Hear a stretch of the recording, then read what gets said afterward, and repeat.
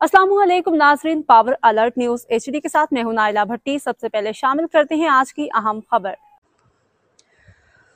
सरगोदा जावरियां से खबर शामिल करते हैं। हाजी जफर अब्बास की रिपोर्ट के मुताबिक मौका 13 मार्च 2025 को Fahim Zia deputy drugs controller Shahpur ज़िला सरगोदा की मुद्दत में जज chairman drug court Sargodha Syed Khalid Javed Bukhari साहब ने इल्ज़ाम साबित होने पर ऑन रजिस्टर्ड ड्रग्स का कारोबार करने वाले मुलजिम मोहम्मद वकास खान सकना बेरा ज़िला सरगोदा को 3 करोड़ रुपए जुर्माने के साथ 3 साल बामुशक्कत कैद का फैसला सुनाया।